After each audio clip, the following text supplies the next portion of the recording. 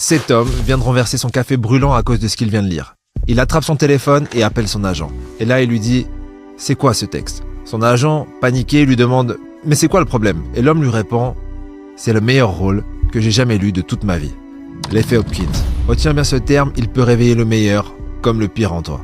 Il raccroche. Et tout de suite, il essaye de rentrer dans la peau du personnage. Mais il y a un problème. Ce rôle, c'est celui d'Hannibal Lecter, un psychopathe. Et là, Hopkins comprend que sa capacité à mémoriser et à donner la réplique ne suffira pas. C'était un type sympa que tout le monde appréciait. Jouer un rôle pareil semblait tout simplement impossible. Pour sortir de la caricature, il ne devait pas jouer. Il devait devenir. Mais comment un mec sympa pourrait savoir ce que ça fait d'être un monstre ? Et c'est là qu'il repense à un frisson qu'il avait ressenti enfant.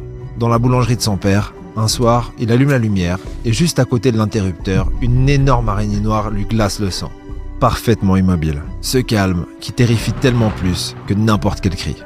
C'était ça, Hannibal. Premier jour de tournage, Hopkins arrive, tout va bien, il salue l'équipe et il plaisante. Puis, on lance la scène. Et là, il entre dans son personnage. D'un coup, le froid tombe sur le plateau. Jodie Foster, l'actrice en face de lui, est pétrifiée. Elle dira plus tard qu'elle avait vraiment peur de le regarder dans les yeux. Pas peur du personnage, peur de lui. L'homme sympa avait disparu. Il ne restait plus que l'araignée.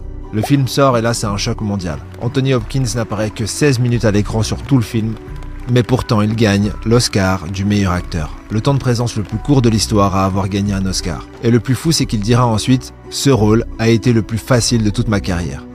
Et c'est logique quand on y pense. C'est épuisant de jouer un rôle, d'agir en permanence d'une façon qui ne correspond pas à qui tu crois être. Mais c'est facile, presque automatique, de laisser ton identité agir d'elle-même. Et c'est ça l'effet Hopkins. Arrêter de mémoriser les bons comportements, les bonnes répliques et les bonnes postures, et se perdre complètement dans une nouvelle identité. Et toi qui regardes cette vidéo, tu joues peut-être le rôle de celui qui n'a pas peur, de celui qui gère, de celui qui est heureux, alors qu'à l'intérieur, tu es épuisé de faire semblant. Pense à ce que tu veux vraiment dans la vie. Le moyen le plus rapide de l'obtenir, c'est d'incarner aujourd'hui l'identité de celui qui l'a déjà.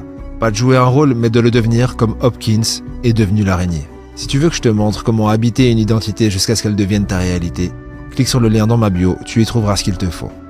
À demain.